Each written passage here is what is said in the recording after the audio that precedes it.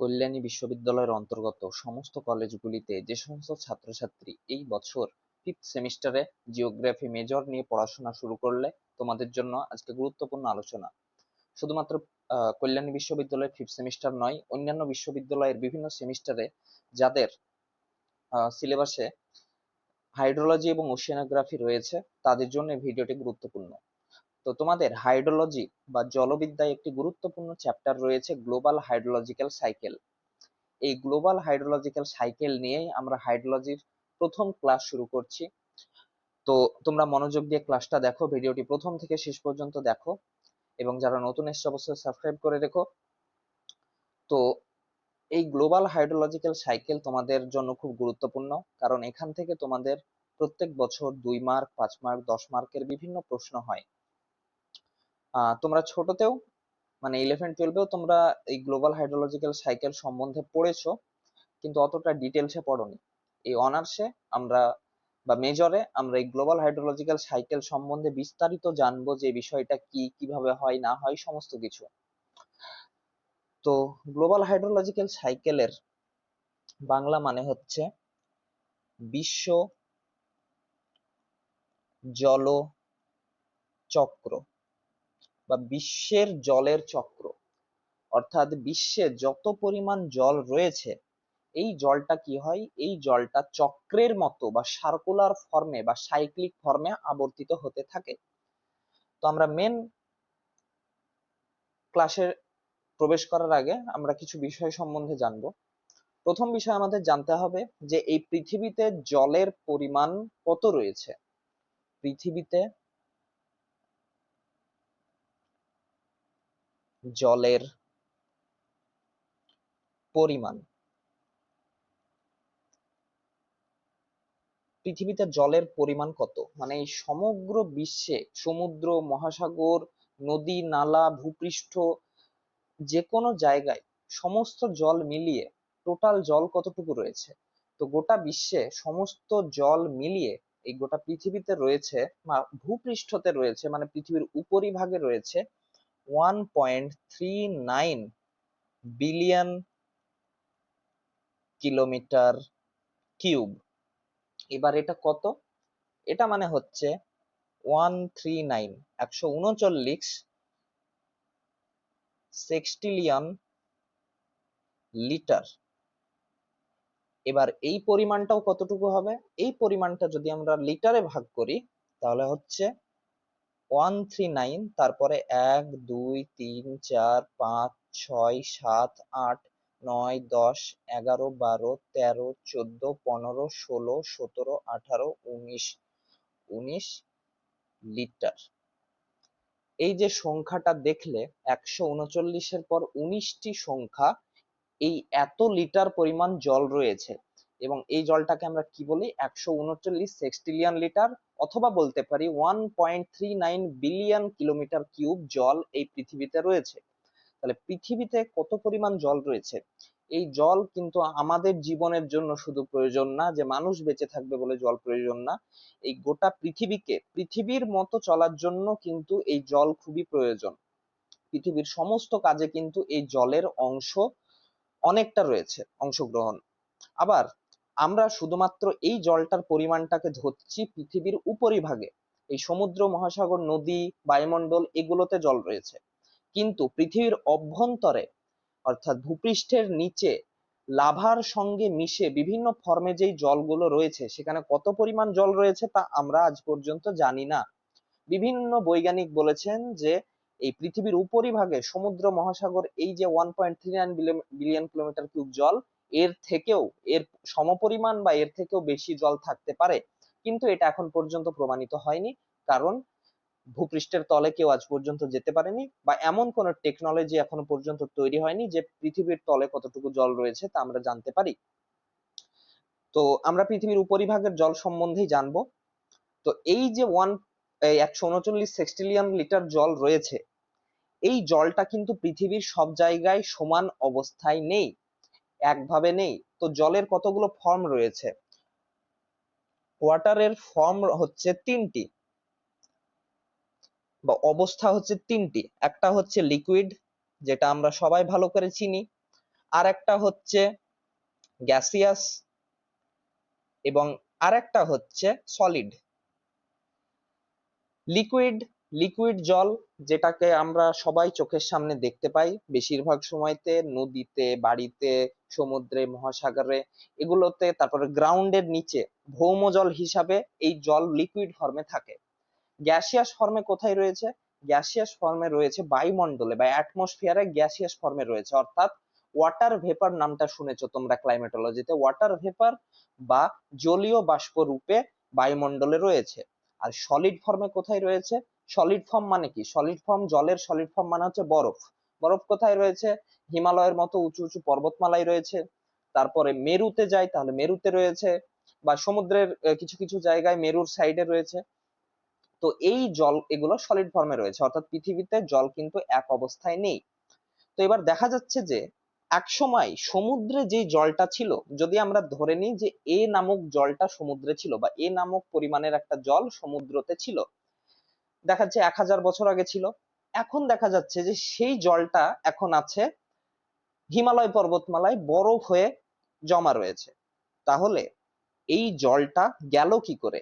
এটাই আমরা প্রধানত গ্লোবাল হাইড্রোলজিক্যাল সাইকেলে জানবো, যে এই বিশ্বের যত পরিমাণ জল, এই জলটা কিন্তু চক্রাকারে বিভিন্ন জায়গায় আবর্তিত হতে থাকে। একসময় যেটা হিমালয়ে রয়েছে সেটা একসময় আবার সমুদ্রে এসে মিশে যাবে, আবার যেটা সমুদ্রে ছিল সেটা এখন হিমালয়ে জমা রয়েছে। এই যে চক্রটা চলছে, এই চক্র সম্বন্ধেই আমরা জানবো গোটা বিশ্বের। হাইড্রোলজিক্যাল সাইকেল শুধুমাত্র গ্লোবাল, আমরা গ্লোবাল ধরছি, মানে গোটা বিশ্বের ধরছি, কিন্তু হাইড্রোলজিক্যাল সাইকেল লোকালও হতে পারে, যেমন আমাদের ভারতবর্ষের হতে পারে। হাইড্রোলজিক্যাল সাইকেল বিভিন্ন স্থানের হতে পারে, কিন্তু আমরা গ্লোবালি ধরছি, গোটা বিশ্বের ধরছি, গ্লোবাল হাইড্রোলজিক্যাল সাইকেল। এবার এই যে হাইড্রোলজিক্যাল সাইকেল, এই হাইড্রোলজিক্যাল সাইকেল এর সংজ্ঞাটা কি হবে? হাইড্রোলজিক্যাল সাইকেলের সংজ্ঞা হচ্ছে, পৃথিবীতে তিনটে স্ফেয়ার বা মন্ডল আমরা ধরবো, তিনটে স্ফেয়ার, স্ফেয়ার বা মন্ডল আমরা ধরবো। প্রথম নাম হচ্ছে, 1 নম্বর হচ্ছে হাইড্রোস্ফিয়ার, হাইড্রোস্ফিয়ার। 2 নম্বর হচ্ছে অ্যাটমসফিয়ার, এবং 3 নম্বর হচ্ছে লিথোস্ফিয়ার। হাইড্রোস্ফিয়ার মানে হচ্ছে জলমণ্ডল, অর্থাৎ পৃথিবীতে যত জায়গায় জল রয়েছে লিকুইড ফর্মে বা অন্যান্য ফর্মে, সেই জায়গাগুলো হচ্ছে হাইড্রোস্ফিয়ার। যেমন হাইড্রোস্ফিয়ার হচ্ছে, হাইড্রোস্ফিয়ার মানে হচ্ছে ধরে নাও সমুদ্র, মহাসাগর, নদী, তারপরে ভৌমজল, হ্রদ, এগুলোতে কি হচ্ছে জল রয়েছে কি ফর্মে? লিকুইড ফর্মে। আর অ্যাটমসফিয়ার, অ্যাটমসফিয়ার মানে হচ্ছে বায়ুমণ্ডল, বায়ুমণ্ডলে রয়েছে গ্যাসিয়াস ফর্মে। এবং লিথোস্ফিয়ার, লিথোস্ফিয়ারে জল বিভিন্ন ভাবে থাকতে পারে, মাটির সঙ্গে মিশে থাকতে পারে, গাছের মধ্যে থাকতে পারে, তারপরে মানুষের শরীরে থাকতে পারে, পশু পাখির শরীরে থাকতে পারে, আর তারপরে রয়েছে বরফের আকারে থাকতে পারে। তো এই যে গোটা পৃথিবীর এই 139 সেস্টিলিয়ন লিটার জল, এই জলটা কিন্তু এই হাইড্রোস্ফিয়ার থেকে অ্যাটমসফিয়ার এবং অ্যাটমসফিয়ার থেকে লিথোস্ফিয়ারে কিন্তু চলাচল করতে থাকে। এবার লিথোস্ফিয়ার বলে আমরা, লিথোস্ফিয়ার মানে হচ্ছে গোটা ভূপৃষ্ঠের উপরিভাগটা, এই ভূপৃষ্ঠটা, শিলামণ্ডলটা, পৃথিবীর উপরিভাগটা। কিন্তু আমরা এখানে লিথোস্ফিয়ার হিসাবে ধরেছি কন্টিনেন্ট গুলোকে, কন্টিনেন্ট গুলোকে, তারপরে দ্বীপগুলোকে, এগুলোকে আমরা ধরেছি, মহাদেশগুলোকে এবং দ্বীপগুলোকে আমরা ধরেছি। হাইড্রোস্ফিয়ার মানে হচ্ছে আমরা টোটালি ধরেছি সমুদ্র, মহাসাগর, নদী, নালা, এগুলোকে, এবং অ্যাটমসফিয়ার হিসাবে আমরা যেটা রয়েছে বায়ুমণ্ডল সেটাকেই ধরছি। এই হাইড্রোস্ফিয়ার, অ্যাটমসফিয়ার এবং লিথোস্ফিয়ারে কিন্তু জল চক্রাকারে চলতেই থাকে। তাহলে সংজ্ঞা হিসাবে কি হবে? যে যে বৈশ্বিক প্রক্রিয়া রূপে, মানে যে বৈশ্বিক প্রক্রিয়ার মাধ্যমে, বৈশ্বিক মানে হচ্ছে গোটা বিশ্বে যে প্রক্রিয়াটা চলে, যে যে বৈশ্বিক প্রক্রিয়ার মাধ্যমে পৃথিবীর সমস্ত জল হাইড্রোস্ফিয়ার, অ্যাটমসফিয়ার এবং লিথোস্ফিয়ারে চক্রাকারে আবর্তিত হতে থাকে, সেই চক্রটাকে আমরা বলবো জলচক্র বা হাইড্রোলজিক্যাল সাইকেল। এটা হচ্ছে সব থেকে সহজ সংজ্ঞা। যখন তোমরা সমস্ত কিছু বুঝে যাবে হাইড্রোলজিক্যাল সাইকেলের, তখন তোমরা আরো ভালো সংজ্ঞা তোমরা করতে পারবে। আরো বিভিন্ন ভাবে তোমরা সংজ্ঞাকে চেঞ্জ করতে পারো, আরো বিস্তারিত জিনিস অ্যাড করতে পারো, যেটা তোমাদের আরো করতে হবে। তো আমরা এবার হাইড্রোলজিক্যাল সাইকেলের মেন কনসেপ্টে ঢুকবো। হাইড্রোলজিক্যাল সাইকেল এর অনেকগুলো নিয়ন্ত্রক রয়েছে, মানে গ্লোবাল হাইড্রোলজিক্যাল সাইকেলকে অনেকগুলো নিয়ন্ত্রক কিন্তু নিয়ন্ত্রিত করে। আবার এই হাইড্রোলজিক্যাল সাইকেল কিন্তু একটা স্টেজের মাধ্যমে না, তিনটি স্টেজের মাধ্যমে, স্টেজ মানে হচ্ছে ধাপের মাধ্যমে কিন্তু চলতে থাকে। আবার এই যে স্টেজগুলো, এই স্টেজগুলোর মধ্যে অনেকগুলো প্রক্রিয়া রয়েছে, এই প্রক্রিয়াগুলোর মাধ্যমে হাইড্রোলজিক্যাল সাইকেল চলে। তো আমরা প্রথমে কি জানবো? আমরা প্রথমে জানবো যে এর নিয়ন্ত্রক গুলো কি কি, হাইড্রোলজিক্যাল সাইকেলকে কোন কোন বিষয়গুলো নিয়ন্ত্রিত করে। এই নিয়ন্ত্রক গুলো আমাদেরকে প্রথমে একটু বুঝে নিতে হবে। নিয়ন্ত্রক গুলো 5 মার্কসের জন্য পরীক্ষাতে আসে। তাহলে নিয়ন্ত্রক গুলো কি? তো আমরা ফ্যাক্টরস অফ হাইড্রোলজিক্যাল সাইকেল হিসাবে হেডিং দিচ্ছি, দিয়ে এবার আমরা নিয়ন্ত্রক গুলো একটা একটা জানবো। তো প্রথম নিয়ন্ত্রক হচ্ছে ইনসোলেশন।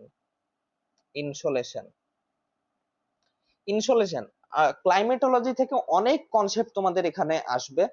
তোমাদের সুবিধা হলো তোমাদের ক্লাইমেটোলজির পরপরই কিন্তু ওশেনোগ্রাফি এবং হাইড্রোলজি দিয়ে দিয়েছে, তাই অনেকগুলো কনসেপ্ট তোমাদের এখানে কাজে লাগবে।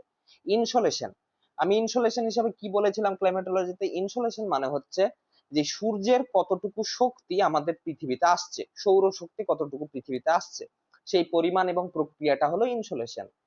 তো আমরা কি জানি, এই পৃথিবীতে শক্তির উৎস হচ্ছে সূর্য। এই সূর্যের আলো যখন এসে পৃথিবীতে পড়ে, তারপর কি হয়? তারপরই কিন্তু সূর্যের রশ্মির ফলে গরম হয় জল, এবং জলটা ইভাপোরেট হয়, হয় বা বাষ্পীভবন হয়। আর প্রথমেই জানছি যে হাইড্রোলজিক্যাল সাইকেল মানে হচ্ছে জলের আবর্তন হওয়া, মানে এক স্থান থেকে অন্য স্থানে যাওয়া। এবং এক স্থান থেকে জলকে যদি অন্য স্থানে নিয়ে যেতে হয়, তাহলে কিভাবে নিয়ে যাওয়া যায়? এর একটা মাধ্যম হচ্ছে ওয়াটার ভেপর রূপে বা বাষ্পীভবনের রূপে, বাষ্পীভবন বা ইভাপোরেশন রূপে।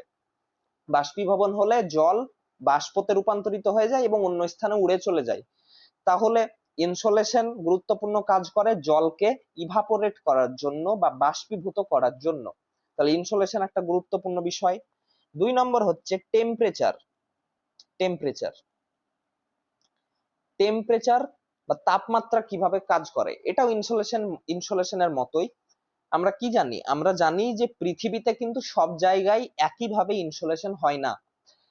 যদি আমরা নিরক্ষরেখার আশেপাশে যাই বা ক্রান্তীয় অঞ্চলে যদি আমরা যাই, তাহলে আমরা দেখতে পাই যে এখানে ইনসোলেশন অনেক বেশি হয়।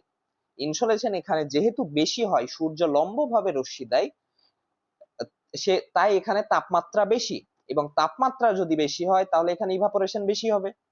আর যদি আমরা আস্তে আস্তে মেরুর উত্তর দিকে এবং দক্ষিণ দিকে চলে যাই, অর্থাৎ মেরুর দিকে চলে যাই, তাহলে কি হবে? সেখানে তাপমাত্রা কমতে থাকবে, এবং তাপমাত্রা যদি কমতে থাকে তাহলে ইভাপোরেশন কম হবে, সেখানকার হাইড্রোলজিক্যাল সাইকেল তাহলে অন্যরকম হবে। তাহলে তাপমাত্রা গুরুত্বপূর্ণ প্রভাব ফেলে হাইড্রোলজিক্যাল সাইকেলে। 3 নম্বর হচ্ছে wind direction. Wind direction wind direction বা উইন্ড ফ্লো বা বায়ু প্রবাহ। বায়ু প্রবাহ কিভাবে হাইড্রোলজিক্যাল সাইকেলকে নিয়ন্ত্রণ করে? এই যে জলীয় বাষ্প সমুদ্র থেকে আকাশে উঠে পড়লো, তারপর কি করবে? তারপর সেই জলীয় বাষ্প তো বাতাসের সঙ্গে মিশে গেল, এবার বাতাস যখন প্রবাহিত হবে, বায়ু যখন প্রবাহিত হবে, তখন সেই বায়ু সেই জলীয় বাষ্পগুলোকে অন্য স্থানে নিয়ে চলে যাবে। দেখা যাচ্ছে যে ভারত মহাসাগরে জলীয় বাষ্প উৎপন্ন হলো এবং বায়ু সেটাকে নিয়ে চলে গেল আহ ভারতবর্ষতে, ভারতবর্ষতে নিয়ে গিয়ে সেখানে বৃষ্টিপাত ঘটালো। তাহলে কি হলো? তাহলে উইন্ড ডাইরেকশন গুরুত্বপূর্ণ প্রভাব ফেললো। আমরা জানি মৌসুমী বায়ু প্রবাহিত হয় এবং ভারতে বৃষ্টিপাত ঘটে। মৌসুমী বায়ু নিজের সঙ্গে কি নিয়ে আসে? জলীয় বাষ্প নিয়ে আসে। কোথায় থেকে নিয়ে আসে? ভারত মহাসাগর থেকে নিয়ে আসে। তাহলে এই যে বায়ু প্রবাহ, এটাও গুরুত্বপূর্ণ প্রভাব ফেলে। 4 নম্বর হচ্ছে ওয়াটার অ্যাভেলেবিলিটি। ওয়াটার অ্যাভেলেবিলিটি মানে জলের অ্যাভেলেবিলিটি। জল যেখানে যেখানে থাকবে, জল যেখানে থাকবে সেখানে হাইড্রোলজিক্যাল সাইকেলের রূপটা একরকম হবে, যেখানে জল থাকবে না সেখানে আরেক রকম হবে। যেমন যদি ভারতের নিচে, যদি ভারত মহাসাগর না থাকতো, তাহলে ভারতে বৃষ্টিপাত হতো? এখন যেভাবে হয় হতো না। তাহলে ওয়াটার বা জলের যে মন্ডলটা রয়েছে ভারত মহাসাগর হিসাবে ভারতের নিচে, সে গুরুত্বপূর্ণ একটা প্রভাব ফেলে। এইভাবে গোটা বিশ্বতেই প্রভাব ফেলে অন্যান্য জলের যে বডি গুলো রয়েছে, বিভিন্ন ওয়াটার বডি রয়েছে। তাহলে এটা একটা গুরুত্বপূর্ণ নিয়ন্ত্রক। 5 নম্বর নিয়ন্ত্রক হচ্ছে টোপোগ্রাফি। টোপোগ্রাফি টোপোগ্রাফি টোপোগ্রাফি কিভাবে কাজ করে, ভূপ্রকৃতি কিভাবে কাজ করে। এই যে বায়ুটা প্রবাহ হচ্ছে, এই বায়ুটা প্রবাহ হচ্ছে, এই সাইডে বায়ুটা প্রবাহ হচ্ছে। এবার দেখা যাচ্ছে যে এখানে বড় বড় পর্বতমালা আছে, বড় বড় যেহেতু পর্বতমালা, উঁচু পর্বতমালা রয়েছে, এই বায়ুটা কিন্তু আর এই সাইডে আসতে পারবে না, এখানে বৃষ্টিপাত ঘটিয়ে দিবে। এখানে বৃষ্টিপাত, এই বায়ুর সঙ্গে যদি জলীয় বাষ্প থাকে এখানে বৃষ্টিপাত ঘটিয়ে দিবে, এই সাইডে আসতে পারছে না। কিন্তু যদি না থাকতো এখানে, তাহলে কি হতো, বায়ুটা প্রবাহিত হয়ে চলে যেত, বায়ুটা প্রবাহিত হয়ে চলে যেত, এখানে বৃষ্টিপাত কম হতো, এই দিকে বেশি হতো। তাহলে টোপোগ্রাফি বা ভূপ্রকৃতি কিন্তু গুরুত্বপূর্ণ প্রভাব ফেলে যে হাইড্রোলজিক্যাল সাইকেল কোন জায়গায় কিভাবে কাজ করবে। 6 নম্বর নিয়ন্ত্রক কি? 6 নম্বর নিয়ন্ত্রক হচ্ছে রক স্ট্রাকচার। রক স্ট্রাকচার কি ক্ষেত্রে কাজ করে? রক স্ট্রাকচার বেশিরভাগ ক্ষেত্রে কাজ করে ইয়ের ক্ষেত্রে, ভৌম জলের ক্ষেত্রে। যে ভৌম জল, আমরা জানি যে ভৌম জল মাটির নিচে থাকে, মাটির নিচে এইভাবে ভৌম জল থাকে, ভৌম জল বা মাটির নিচের জল থাকে। এবার এখানে দেখা যাচ্ছে যে শিলাটা হচ্ছে একবারে কঠিন শিলা, একবারে কঠিন শিলা রয়েছে। এর উপর যদি বৃষ্টিপাত হয়, বৃষ্টিপাত হলে বৃষ্টি গড়ে চলে যাবে, বৃষ্টির জল গড়ে চলে যাবে, আর এই নিচে প্রবেশ করতে পারছে না, মাটির নিচে প্রবেশ করতে পারছে না। তাহলে এখানে ভৌমজল কম গঠন হবে।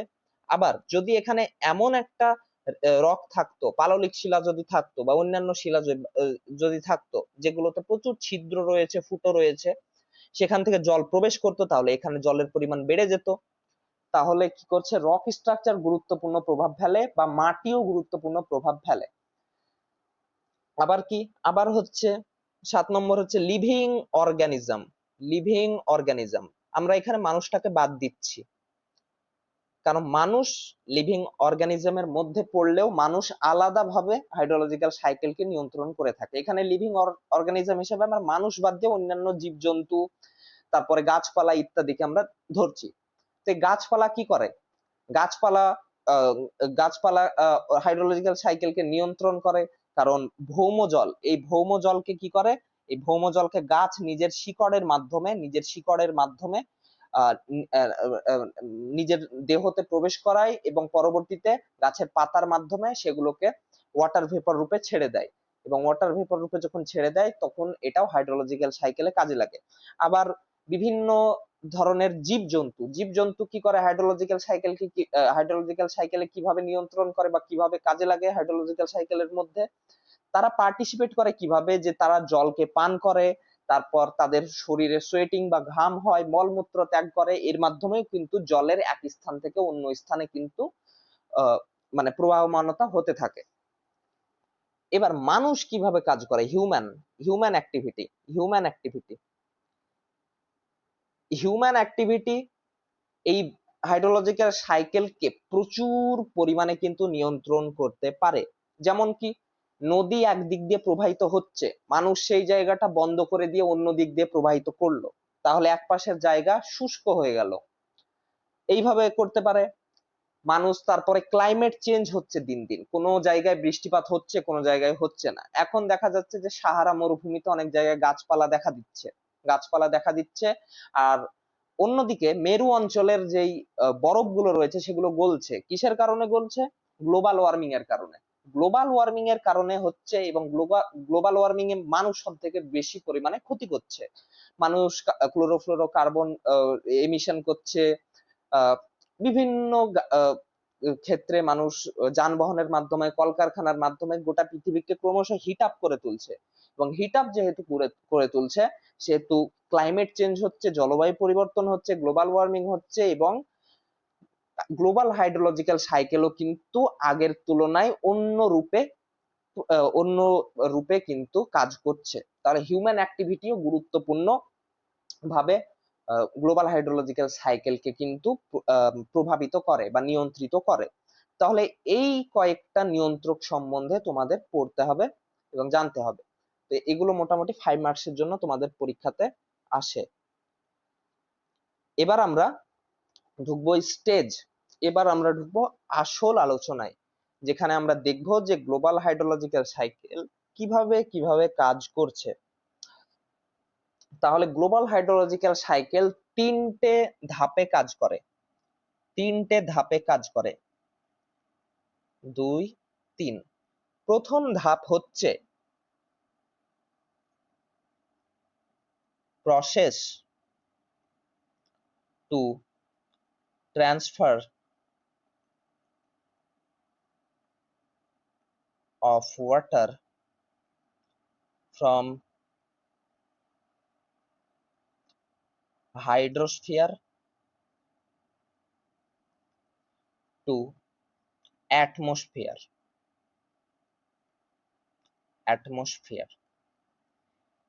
এটা হচ্ছে প্রথম stage.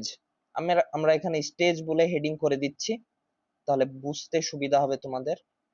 Stages of global hydrological cycle. Global hydrological cycle, এটা হচ্ছে প্রথম স্টেজ।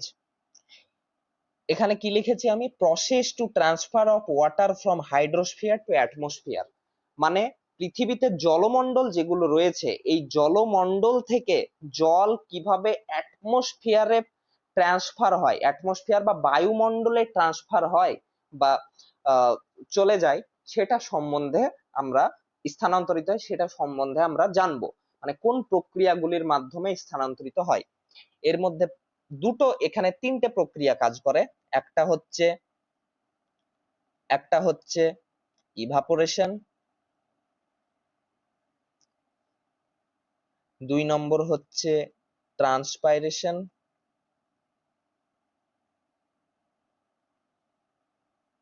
3 নম্বর হচ্ছে ইভাপোট্রান্সপাইরেশন।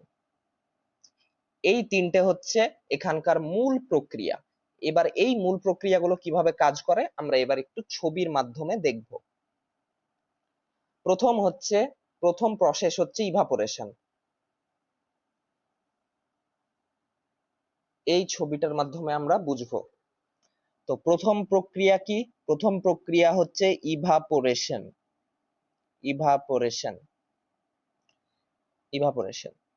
এবার ইভাপোরেশন কিভাবে কাজ করে? তো প্রথমে আমাদের দরকার সূর্য।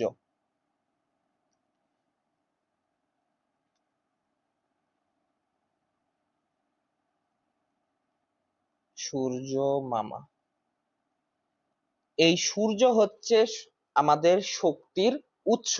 এই সূর্য এই ইভাপোরেশনে খুব মানে ইভাপোরেশন এ সব থেকে বেশি গুরুত্বপূর্ণ ভূমিকা পালন করে। কিভাবে করে? তোমরা এখানে দেখতে পাচ্ছ সমুদ্র রয়েছে। এবার এই সূর্যের আলো, সূর্যের রশ্মি ভূপৃষ্ঠতে এসে এই এই মহাসাগরে এসে পড়ছে। আমরা এখানে মহাসাগরটাকে হাইড্রোস্ফিয়ার হিসেবে ধরছি। এই মহাসাগরটাকে আমরা এখানে হাইড্রোস্ফিয়ার হিসেবে ধরছি। হাইড্রোস্ফিয়ার হিসেবে আমরা এখানে মহাসাগরটাকে ধরছি। এবার এই যে সূর্যের রশ্মি বা ইনসোলেশন, এই ইনসোলেশন এসে মহাসাগরে পড়ছে। এবার মহাসাগরের জল কি হবে? মহাসাগরের জল উত্তপ্ত হবে, এই হিট আপ হবে। যখন উত্তপ্ত হবে তখন মহাসাগরের জল নিজের লিকুইড স্টেট থেকে এখন রয়েছে জলীয় অবস্থায় বা তরল অবস্থায়, কিন্তু যখন হিট আপ হয়ে যাবে তখন কি হবে? তখন এটা রূপান্তরিত হয়ে যাবে গ্যাসিয়াস স্টেটে বা গ্যাসীয় অবস্থায়। তখন গ্যাসীয় অবস্থায় রূপান্তরিত হয়ে কি হবে? ওয়াটার ভেপর রূপে উপরে উঠতে থাকবে। তো আমরা এখানে এইভাবে দেখাবো যে এখানে ওয়াটার ভেপর রূপে উঠতে থাকছে। ওয়াটার ভেপর, এখানে লিখে দিলাম আমরা ওয়াটার ভেপর। এবং এই যে প্রক্রিয়াটা ঘটলো, এই প্রক্রিয়াটাকে আমরা বলছি ইভাপোরেশন বা বাষ্পীয় ভবন। অর্থাৎ বাষ্পীয় ভবনের মাধ্যমে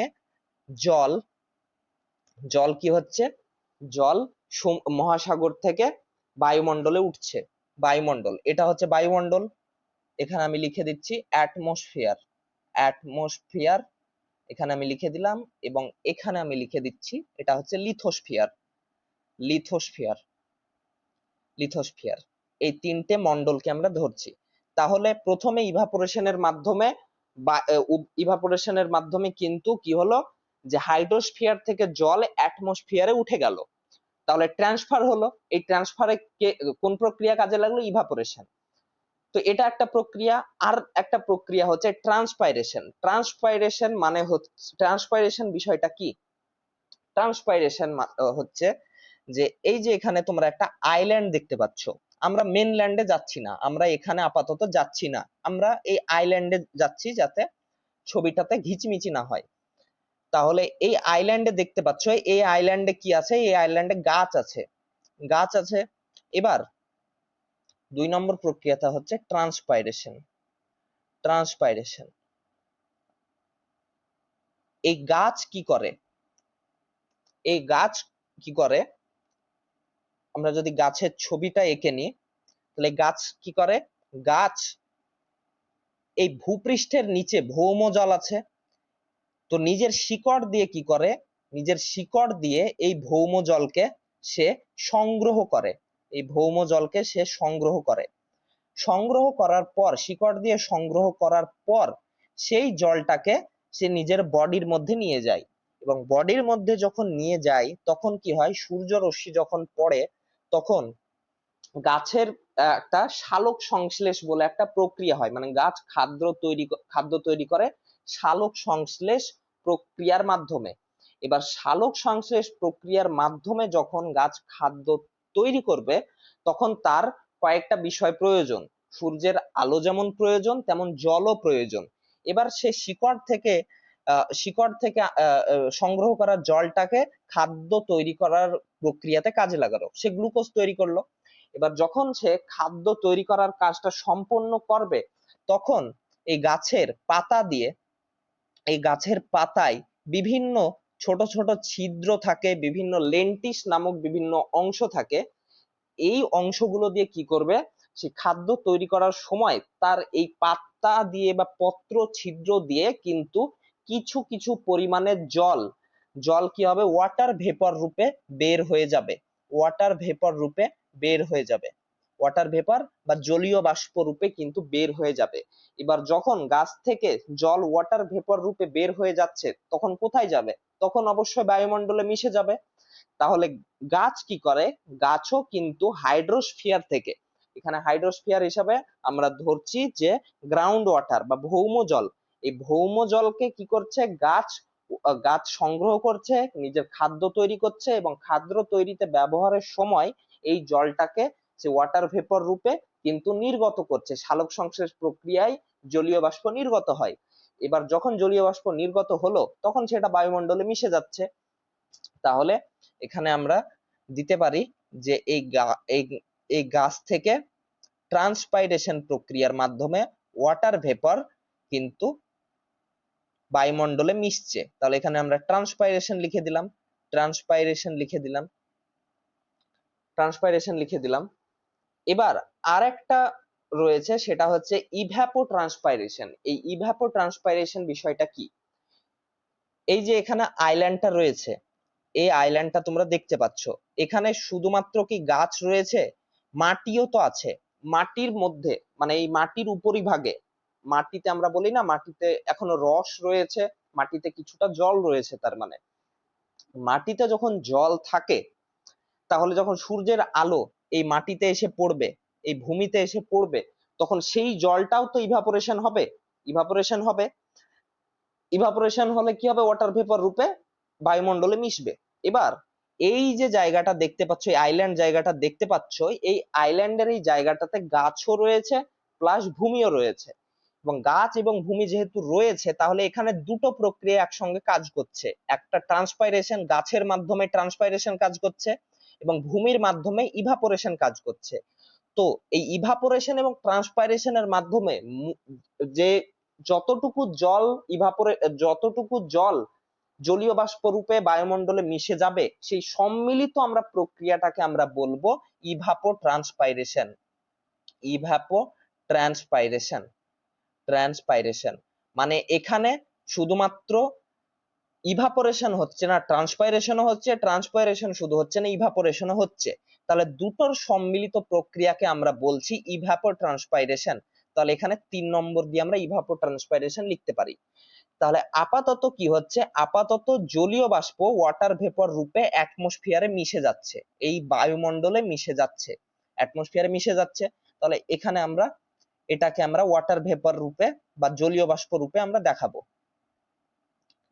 এখানে এই ছোট ছোট ফুটকি দিয়ে আমরা এটাকে আপাতত জলীয় বাষ্প হিসাবে দেখাবো। তাহলে আমরা এই পর্যন্ত জানলাম যে হাইড্রোস্ফিয়ার বা জলমণ্ডল থেকে কিভাবে জল বায়ুমণ্ডলে যে মিশে যায়, অর্থাৎ জলমণ্ডল থেকে জল কিভাবে বায়ুমণ্ডলে ট্রান্সফার হচ্ছে বা স্থানান্তরিত হচ্ছে আমরা এটা জানলাম।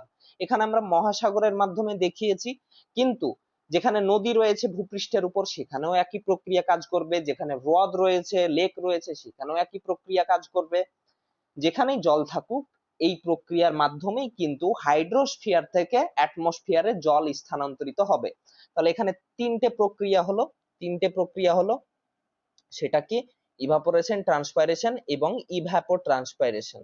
ইভাপোট্রান্সপাইরেশন এই তিনটে প্রক্রিয়া এখানে হলো। এই তিনটে প্রক্রিয়ার মাধ্যমে কিন্তু জল হাইড্রোস্ফিয়ার থেকে অ্যাটমসফিয়ারে স্থানান্তরিত হলো।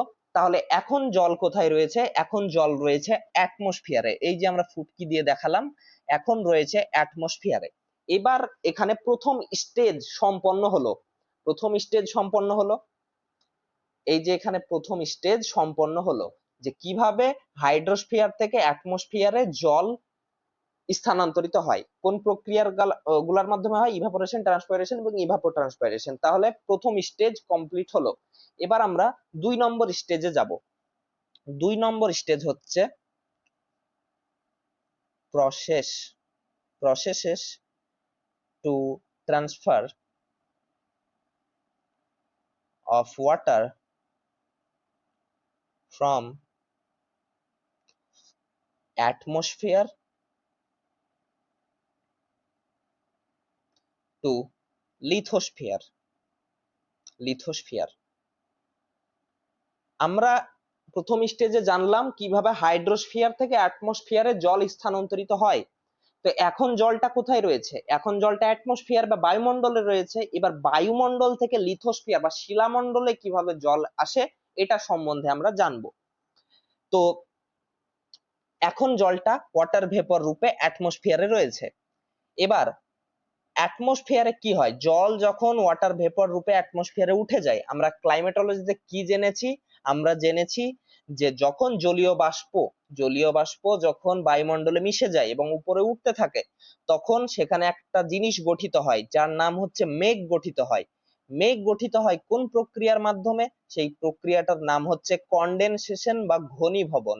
তাহলে এটা হচ্ছে প্রথম প্রক্রিয়া, কনডেনসেশন বা ঘনীভবন। ঘনীভবনের মাধ্যম প্রথম প্রক্রিয়া। তো ঘনীভবন কিভাবে হয় না হয় এটা সম্বন্ধে এখন বলা সম্ভব নয়, এটা বিশাল বড়। তো আপাতত ঘনীভবন হচ্ছে বা কনডেনসেশন হচ্ছে। কনডেনসেশন হলে কি হয়, কনডেনসেশন হলে হয় যে জলীয় বাষ্প কি হয়, মেঘে রূপান্তরিত হয়। তো এখন এই জলীয় বাষ্প, ফুটকি এগুলো হচ্ছে জলীয় বাষ্প।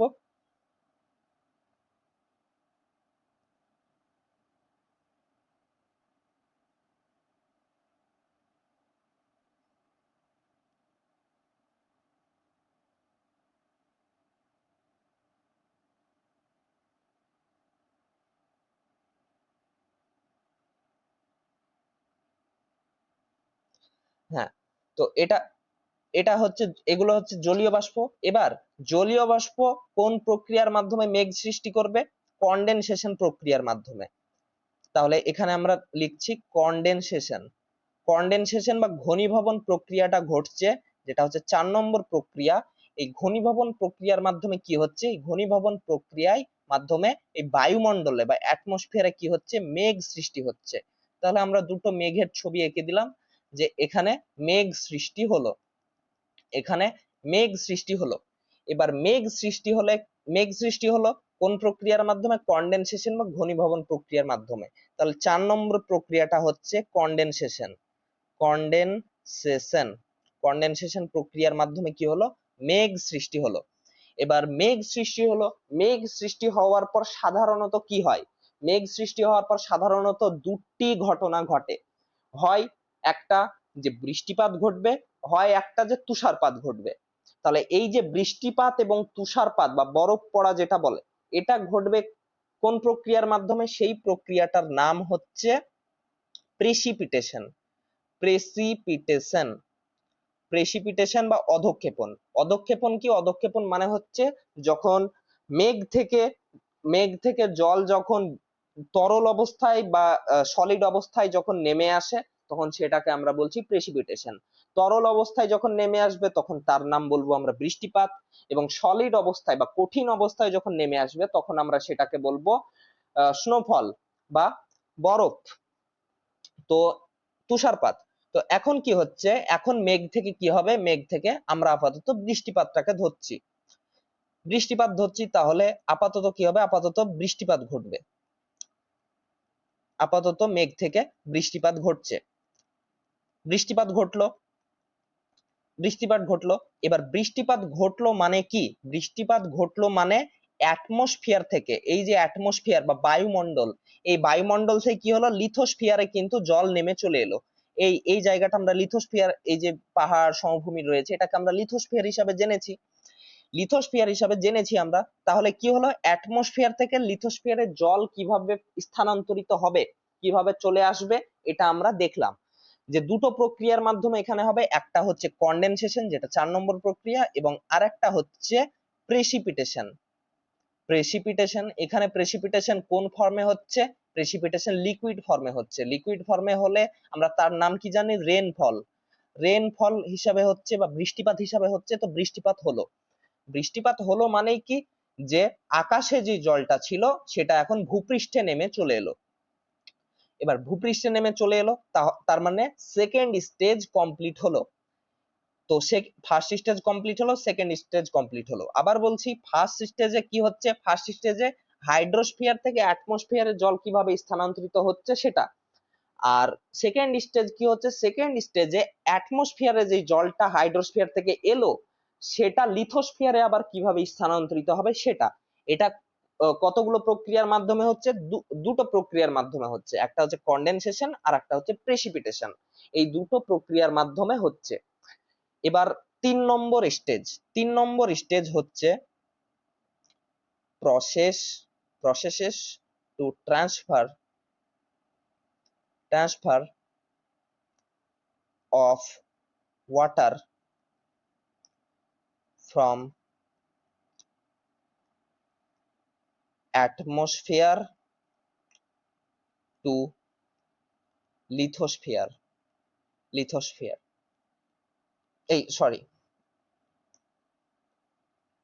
এটা হবে from lithosphere to hydrosphere। মানে আবার কিভাবে শিলামণ্ডল থেকে জলমণ্ডলে জল যাচ্ছে সেই প্রক্রিয়াটা। তাহলে এখন পর্যন্ত কি ঘটনা ঘটলো? এখন পর্যন্ত ঘটনা ঘটছে, আমরা 3টে স্ফিয়ারের নাম প্রথমে লিখে নিই। তো এখানে লিখছি আমরা হাইড্রোস্ফিয়ার, এখানে লিখছি আমরা অ্যাটমসফিয়ার, এবং এখানে লিখছি আমরা লিথোস্ফিয়ার। তাহলে এখন পর্যন্ত কি ঘটলো? হাইড্রোস্ফিয়ার থেকে জল অ্যাটমসফিয়ারে গিয়েছিল, অ্যাটমসফিয়ার থেকে জল লিথোস্ফিয়ারে গিয়েছিল। এবার লিথোস্ফিয়ার থেকে কিভাবে আবার হাইড্রোস্ফিয়ারে জল আসবে, এই হাইড্রোস্ফিয়ারে কিভাবে জল আসবে সেই প্রক্রিয়াটা আমরা জানবো। এখানে কিন্তু অনেকগুলো প্রক্রিয়া রয়েছে।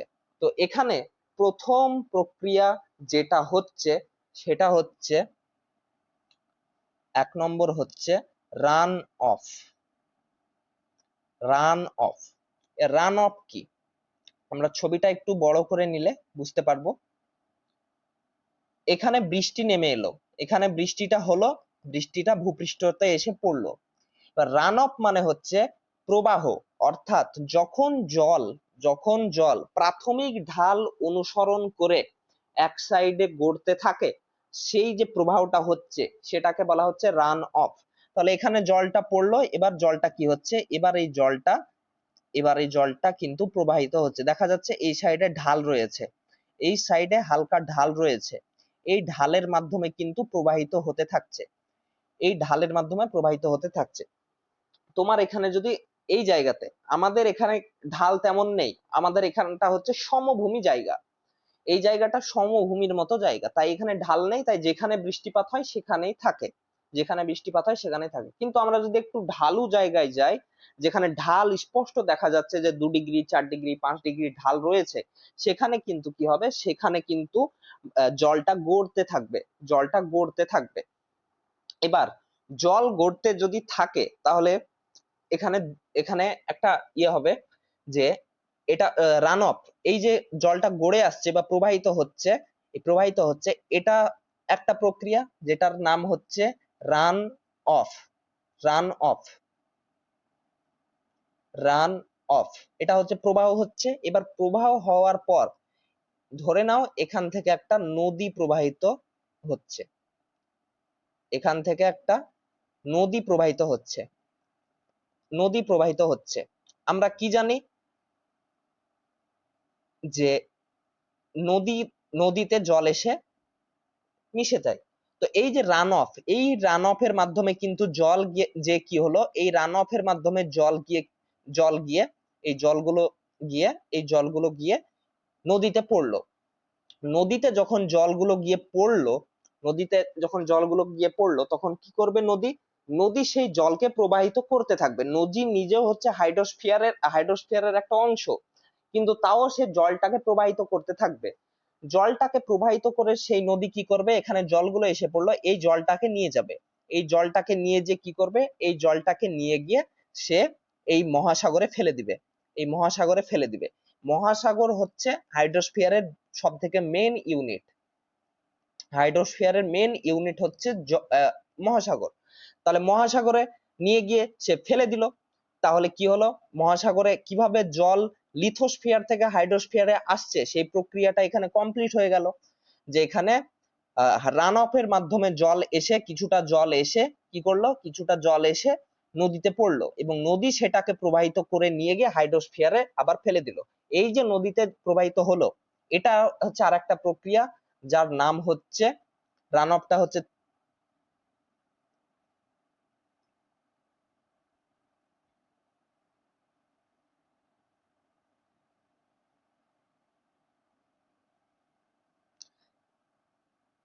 রান অফটা হচ্ছে 6 নম্বর প্রক্রিয়া। এবং এই যে নদী এই রান অফ এর মাধ্যমে আসা জলটাকে নিয়ে গিয়ে আবার মহাসাগরে ফেলে দিল, এই প্রক্রিয়াটার নাম হচ্ছে 7 নম্বর প্রক্রিয়া হিসেবে আমরা দিব, সেটার নাম হচ্ছে স্ট্রিম ফ্লো।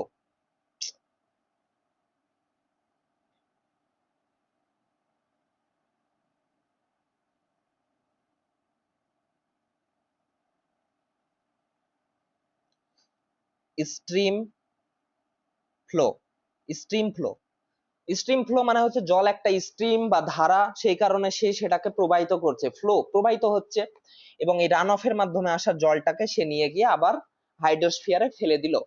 এটা হচ্ছে একটা যে হাইড্রোস্ফিয়ারে আবার জলটা এলো। তাহলে প্রথমে জলটা কোথায় ছিল, হাইড্রোস্ফিয়ারে ছিল, তারপরে অ্যাটমসফিয়ারে গেল, তারপরে লিথোস্ফিয়ারে গেল, আবার পুনরায় কিন্তু হাইড্রোস্ফিয়ারে এসে মিশে গেল। কোন প্রক্রিয়ার মাধ্যমে মিশলো, একটা হচ্ছে রান অফ, 2 নম্বর হচ্ছে স্ট্রিম ফ্লো। এছাড়াও কিন্তু অন্যান্য কিছু প্রক্রিয়া আর একটা রয়েছে, যেমন কি হাইড্রোস্ফিয়ার হিসাবে শুধু তো এটাই নয় যে নদী এবং মহাসাগর, আমরা জানি হাইড্রোস্ফিয়ার মানে হচ্ছে যেখানে জল রয়েছে। এবার জল কোথায় রয়েছে, জল রয়েছে ভূপৃষ্ঠের নিচে, যেটাকে আমরা ভৌম জল বলি। তো ধরে নাও এই যে জায়গাটা, এই জায়গাটা, এখানে ভৌম জল রয়েছে, এখানে ভৌম জল রয়েছে, এখানে ভৌম জল, আগে থেকে কিছুটা ভৌম জল রয়েছে। এবার মেঘ তো শুধু আর এখানে সৃষ্টি হচ্ছে না, মেঘ দেখা যাচ্ছে যে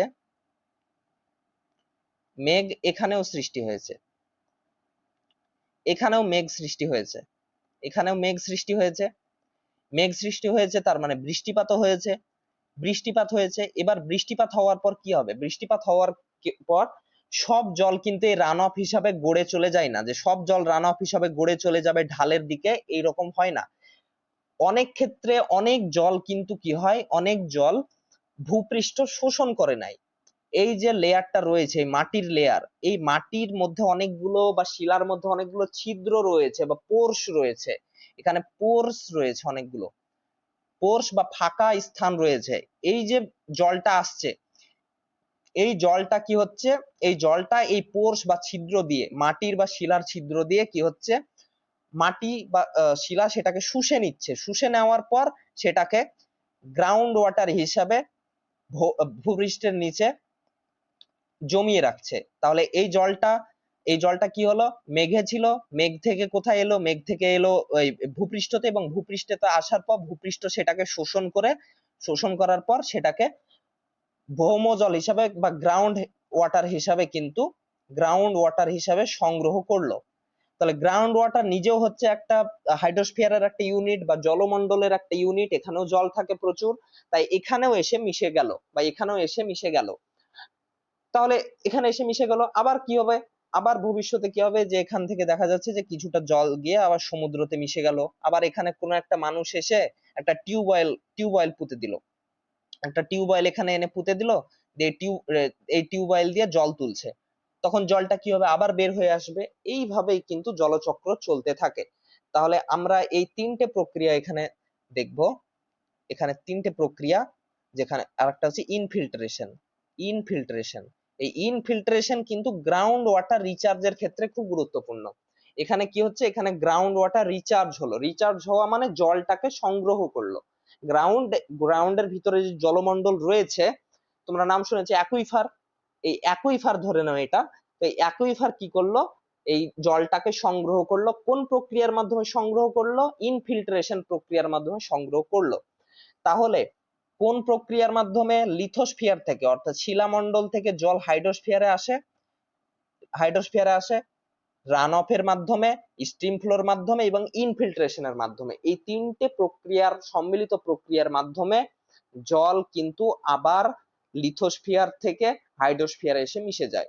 তাহলে এই যে চক্রটা, এই চক্রটা কি ঘটলো, হাইড্রোস্ফিয়ার থেকে অ্যাটমসফিয়ারে গেল, অ্যাটমসফিয়ার থেকে লিথোস্ফিয়ারে আসলো, লিথোস্ফিয়ার থেকে আবার হাইড্রোস্ফিয়ারে এসে মিশে গেল। ছবিতেও আমরা এই একই জিনিস দেখতে পাচ্ছি, ছবিতে দেখতে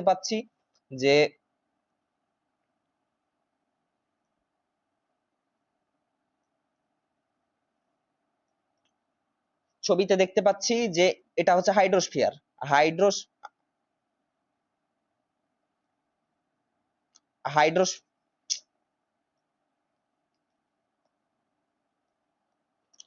হাইড্রোস্ফিয়ার থেকে জল অ্যাটমসফিয়ারে গেল তিনটে প্রক্রিয়ার মাধ্যমে, হাইড্রোস্ফিয়ার থেকে জল অ্যাটমসফিয়ারে গেল। তাহলে প্রথম ধাপটা এখানে কমপ্লিট হলো, এখানে প্রথম ধাপটা কমপ্লিট হলো, এটা হচ্ছে প্রথম ধাপ, প্রথম ধাপটা এখানে কমপ্লিট হলো, প্রথম ধাপ কমপ্লিট হলো, হাইড্রোস্ফিয়ার থেকে অ্যাটমসফিয়ারে গেল।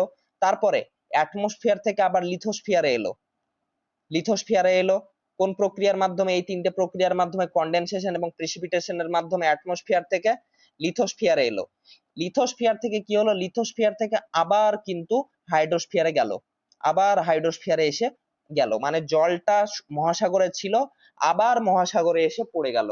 তাহলে এখানে কি হলো, হাইড্রোলজিক্যাল সাইকেল বা এই যে চক্রটা, এই চক্রটা কিন্তু পূর্ণ হলো। এবার চক্রটা যেহেতু পূর্ণ হলো, যে এক জায়গায় জল যেটা গেল আবার সেখানে ফিরে এলো, তার মানে এই চক্রটা আবার মানে একবারে যতদিন পৃথিবী বেঁচে থাকবে ততদিন কিন্তু এই চক্রটা চলতে থাকবে, কারণ ততদিন সূর্যও থাকছে, এবং সূর্য যেহেতু থাকছে তাই এই ঘটনা কিন্তু পৃথিবীতে ঘটতেই থাকবে। রূপগুলো একটু চেঞ্জ হতে পারে, কোন জায়গায় এখন বৃষ্টিপাত হচ্ছে তখন হবে না, কিন্তু এই হাইড্রোলজিক্যাল সাইকেল কিন্তু চলতেই থাকবে, এই হাইড্রোলজিক্যাল সাইকেল কিন্তু চলতেই থাকবে, হাইড্রোলজিক্যাল সাইকেল চলতেই থাকবে।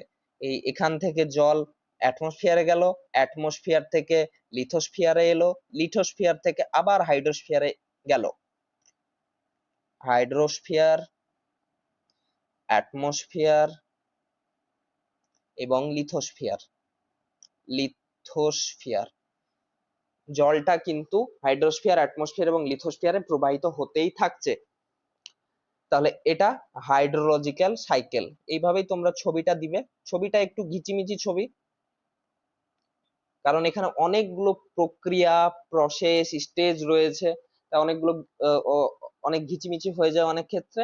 তার জন্যই তোমরা ছবিটাকে একটা পরীক্ষার খাতায় একটা বড় পেজে, একটা পেজের মাধ্যমে শুধু ছবিটাই দিবে। এইভাবে ছবিটা আঁকবে, দিয়ে শুধুমাত্র সেখানে শুধু ছবিটাই দিবে এবং ছোট ছোট করে লিখবে যাতে ঘিচিমিচি না হয়। তাহলে এই গেল হাইড্রোলজিক্যাল সাইকেল কিভাবে সম্পূর্ণ হলো এটা। এবার এই হাইড্রোলজিক্যাল সাইকেল এটা যে চলতে থাকছে, এর সিগনিফিকেন্স বা তাৎপর্য কি, বা এর কাজ কি, গোটা পৃথিবীতে এর তাৎপর্যটা কি, এটা কিসের জন্য ঘটছে, পৃথিবীতে এর কাজ কি, এটা আমরা জানবো।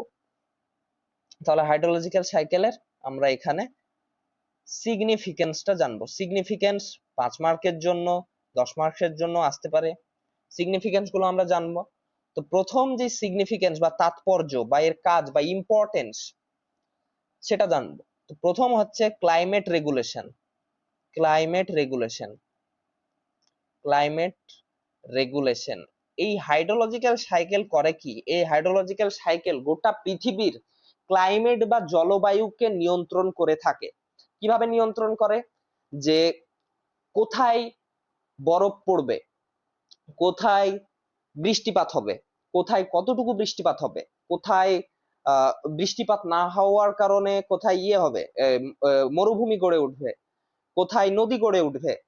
এই যে ক্লাইমেটের এই যে বিষয়গুলো, জলবায়ুর যে বিষয়গুলো, এগুলোকে প্রত্যেকটা কিন্তু হাইড্রোলজিক্যাল সাইকেল স্বতন্ত্রভাবে নিয়ন্ত্রণ করে থাকে। তাহলে এটা একটা গুরুত্বপূর্ণ তাৎপর্য। 2 নম্বর কি? 2 নম্বর হচ্ছে ওয়াটার বডি ম্যানেজমেন্ট।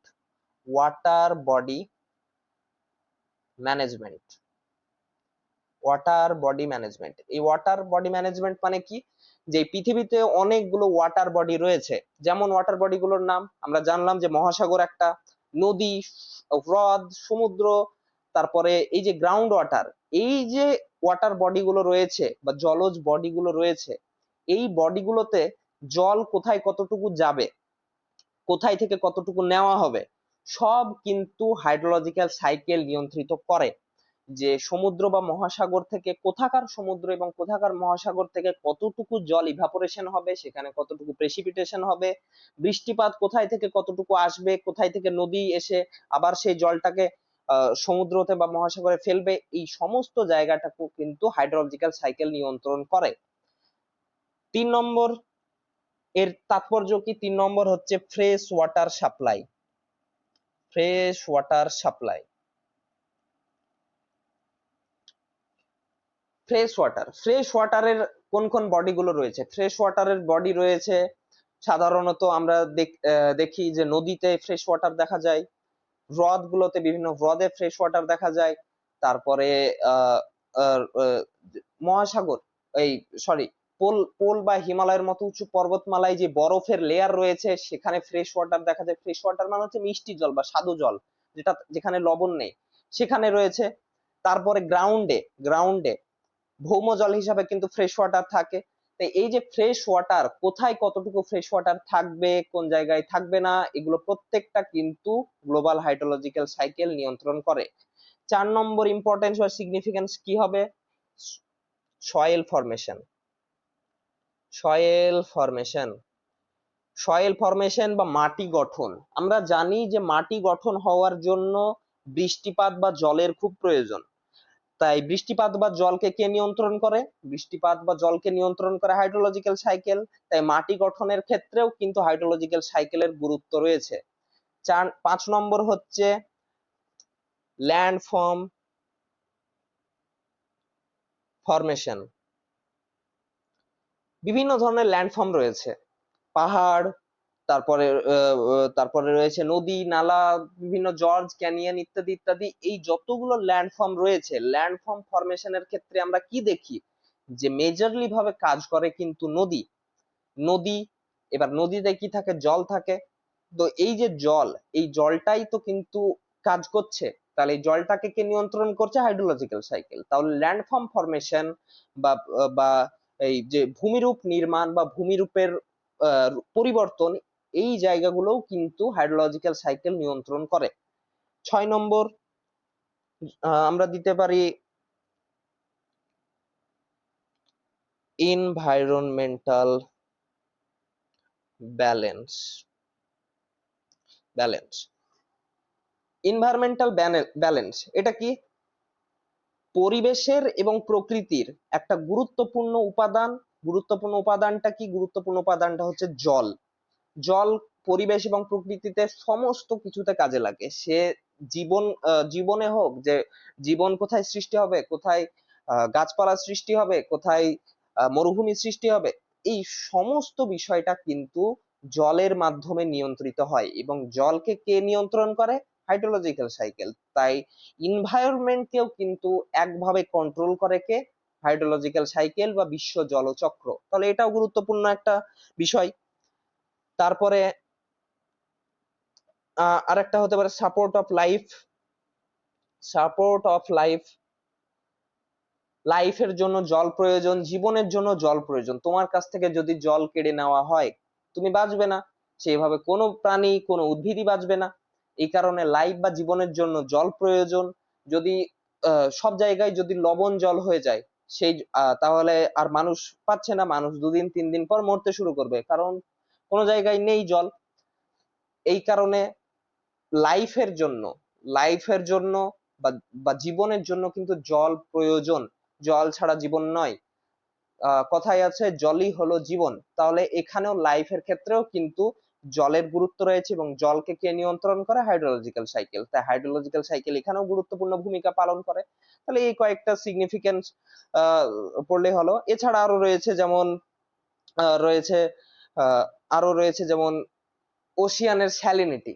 এই যে সমুদ্রের যেই লবণতা, এই লবণতাকেও জল এই হাইড্রোলজিক্যাল সাইকেল কন্ট্রোল করে, যে কোন মহাসাগরে বা কোন সমুদ্রে লবণতা কেমন হবে। আমরা জানি যে জল যদি বেশি পড়ে যায়, মানে কোন এক জায়গায় জল রয়েছে, সেখানে লবণ রয়েছে, ওখানে আরো জল আমরা ঢেলে দিলাম, তাহলে কি হবে? লবণতা কমে যাবে। আবার জলটাকে আমরা তুলে নিলাম, তাহলে লবণতা আরো বেড়ে যাবে। তাহলে এই যে বিশ্ব মহাসাগরের যে জলের লবণতা, এটাকেও কন্ট্রোল করে। তারপরে কোথায় মানে হবে, কোথায় ড্রট পড়বে, ড্রট মানে হচ্ছে খরা, কোথায় খরা হবে, খরা কিভাবে হবে। তারপরে কোথায় বন্যা হবে, এই খরা এবং বন্যাকেও কে নিয়ন্ত্রণ করে? জল। জল যদি না পড়ে তাহলে খরা, এবং জল যদি বেশি পড়ে তাহলে বন্যা। তাহলে এইগুলোকেও কে নিয়ন্ত্রণ করে? Hydrological cycle. তাহলে এতগুলো জায়গায় কিন্তু হাইড্রোলজিক্যাল সাইকেল গুরুত্বপূর্ণ ভূমিকা পালন করে। অর্থাৎ এগুলো হচ্ছে তাৎপর্য বা সিগনিফিকেন্স। এটাও কিন্তু 5 বা 10 মার্কসের জন্য তোমাদের পরীক্ষাতে আসতে পারে। তাহলে এই হলো তোমাদের হাইড্রোলজিক্যাল সাইকেলের কনসেপ্ট। আমি বুঝিয়ে দিলাম, যতটা সম্ভব আমি সহজভাবে বুঝিয়ে দেওয়ার চেষ্টা করলাম। যদি তোমরা কোনো জায়গায় না বুঝে থাকো তাহলে অবশ্যই জানাবে, এর পরের ভিডিওতে আরেকবার আমি বুঝিয়ে দেবো। তো আজকের মতো এই পর্যন্তই। আরেকটা কথা, আমি একদিন হাইড্রোলজি থেকে ক্লাস করাবো, এবং এবং পরের ভিডিওতে আমি ওশেনোগ্রাফি থেকে, মানে একদিন একদিন করে অল্টারনেটিভ হতে থাকবে। তাই আমরা হাইড্রোলজির একটা মানে হাইড্রোলজির একটা চ্যাপ্টার, যেটা হচ্ছে হাইড্রোলজিক্যাল সাইকেল, এটাকে আমরা সমাপ্ত করলাম। এখান থেকে প্রশ্ন এগুলোই আসে যে হাইড্রোলজিক্যাল সাইকেল কি জিনিস, হাইড্রোলজিক্যাল সাইকেলের নিয়ন্ত্রক গুলো কি কি, হাইড্রোলজিক্যাল সাইকেলের মধ্যে কোন কোন প্রক্রিয়া, কোন কোন স্টেজ রয়েছে, এর সিগনিফিকেন্স বা তাৎপর্য কি। তারপরে এই যে প্রসেস গুলো, এই যে বিভিন্ন প্রসেস রয়েছে, যেমন evaporation, transpiration, evapotranspiration, condensation, precipitation, run off, stem flow, infiltration, এগুলো প্রত্যেকটা 2 মার্কসের জন্য তোমাদের পরীক্ষাতে এসে থাকে। তাহলে এগুলোই হচ্ছে তোমাদের পড়ার বিষয়। তো এবার আমি বুঝিয়ে দিলাম, এবার তোমরা বই দেখে একটু সংজ্ঞাগুলো পড়ে নাও, তাহলেই কিন্তু তোমাদের হাইড্রোলজিক্যাল সাইকেল কমপ্লিট। এর পরের ভিডিওতে আমরা ওশিয়ানোগ্রাফির একটা চ্যাপ্টার ধরবো, যত সম্ভব আমরা ধরছি। আহ ওশিয়ান কারেন্ট ধরবো। ওশিয়ান কারেন্ট ধরবো, 3টে তোমাদের ওশিয়ান কারেন্ট রয়েছে। তো তার মধ্যে আটলান্টিক এবং প্যাসিফিক গুরুত্বপূর্ণ, এবং ইন্ডিয়ান ওশিয়ানটা আমরা হালকা টাচ দিয়ে যাব। তো আজকের মতো এই পর্যন্তই। ভালো থেকো সবাই, ভালো করে পড়াশোনা করো, দেখা হচ্ছে পরের ভিডিওতে।